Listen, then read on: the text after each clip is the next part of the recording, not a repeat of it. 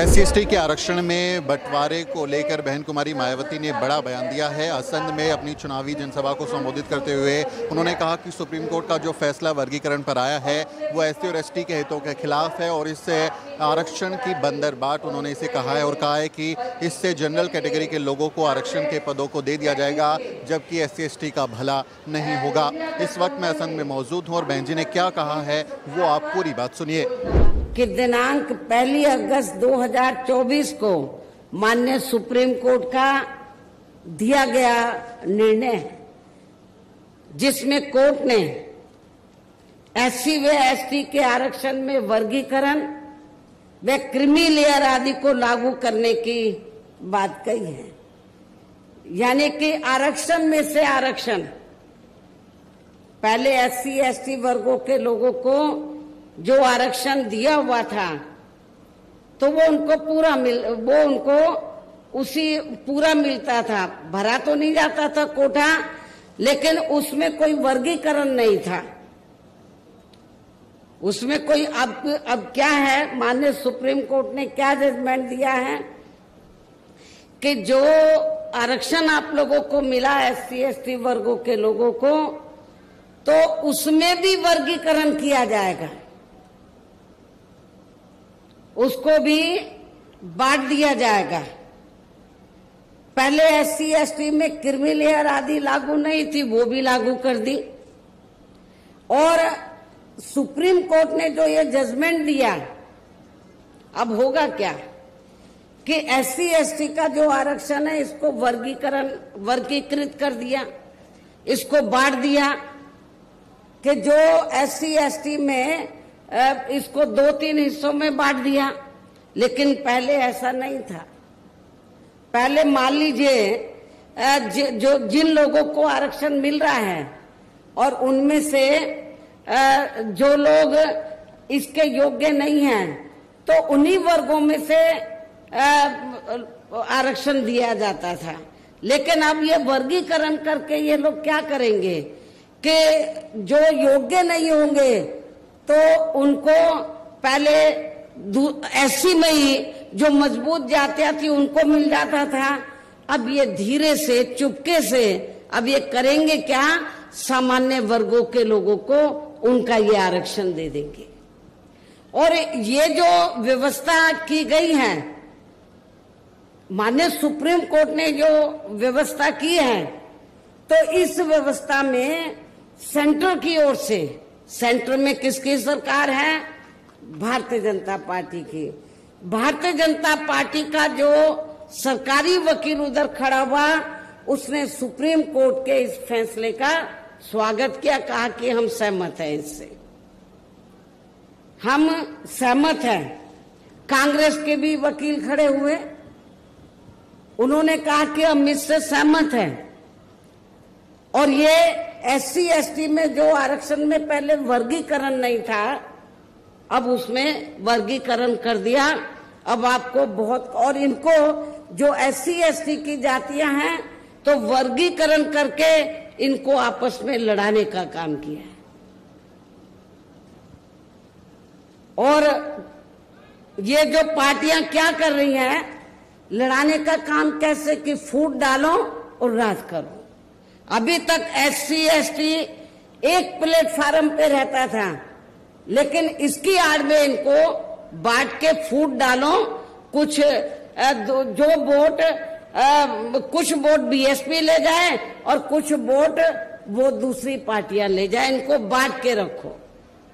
जिनको ये कह रहे हैं कि वर्गीकरण करके हम फायदा पहुंचा रहे हैं, तो उनका ये वोट ले जाएंगे, जबकि इससे कोई फायदा होने वाला नहीं है। धीरे पर्दे के पीछे इसका ज्यादातर लाभ जनरल लोगों को ही मिल जाएगा। और एक दिन ऐसा आ जाएगा कि आपका ये आरक्षण प्रभावहीन बन जाएगा, ना के बराबर रह जाएगा, खत्म हो जाएगा। और यदि इन वर्गों के आरक्षण के मामले में केंद्र की वर्तमान भाजपा सरकार की भी नीति व नीयत साफ होती,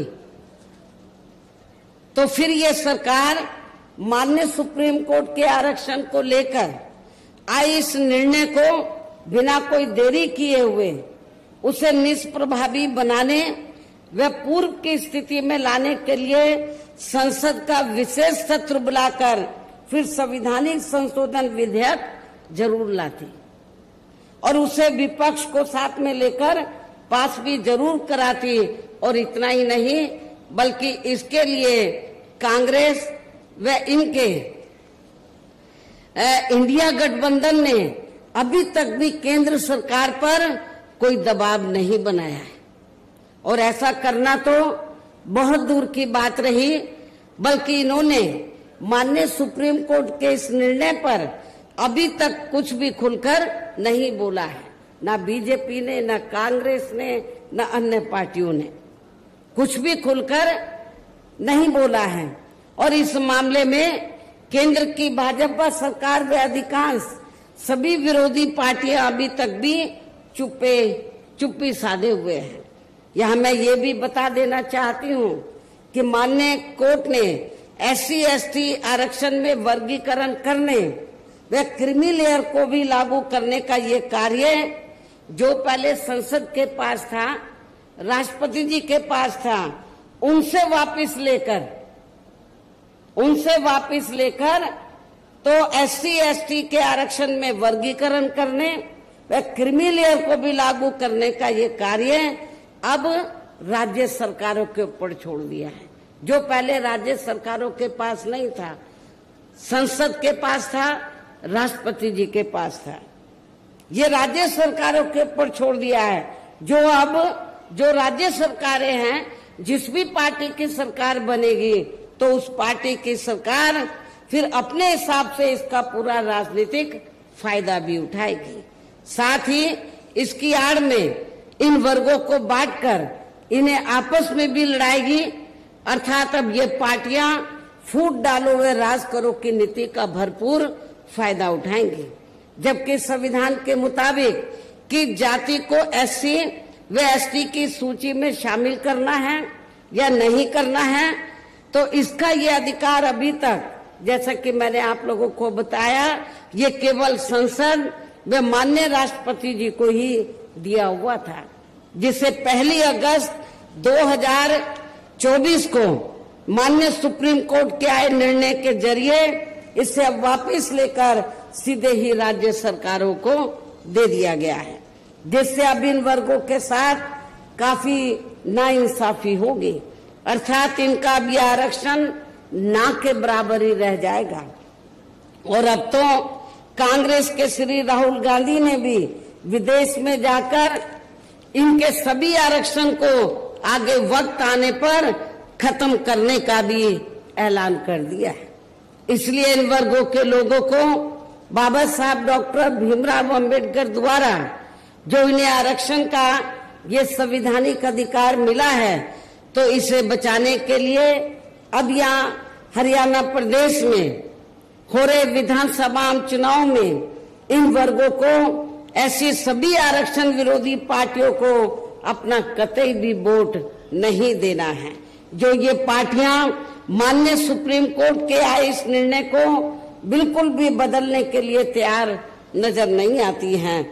अर्थात इस मामले में केवल ये पार्टियां इन वर्गों को गुमराह करने में ही लगी हुई हैं। ऐसी स्थिति में अब इन वर्गों को यहाँ विधानसभा के लिए हो रहे आम चुनाव में अपने बने इस गठबंधन की ही सरकार बनाकर इसे लागू होने से, यहाँ के हरियाणा प्रदेश में इसे लागू होने से तब तक लटका कर व रोक कर रखना है जब तक केंद्र व विपक्ष द्वारा इस निर्णय को संवैधानिक संशोधन के जरिए खत्म करके इसे पुरानी स्थिति में बहाल नहीं कर दिया जाता है। इसलिए ऐसी स्थिति में अब आप लोगों को एक तरफा अपना वोट केवल BSP व इन्हें लोग के बने अपने इस गठबंधन को ही देना है, ताकि सत्ता में आकर यहाँ आपके स्टेट में माननीय सुप्रीम कोर्ट के आए इस निर्णय पर कुछ हद तक अंकुश लगाया जा सके। तो बहन जी की इस बयान पर आपकी क्या प्रतिक्रिया है? SC/ST के वर्गीकरण के मामले को बहन जी ने चुनावी मुद्दा बना दिया है। इस मसले पर आप क्या कहना चाहते हैं? कमेंट करके जरूर लिखें। आपसे अपील है वीडियो को शेयर करें और द न्यूज़ बीट को सब्सक्राइब करना ना भूलें। साथियों, अगर आपको द न्यूज वीक का काम पसंद है और आप चाहते हैं कि हम यूं ही अम्बेडकरवादी पत्रकारिता करते रहें, तो हमारी आर्थिक मदद जरूर करें।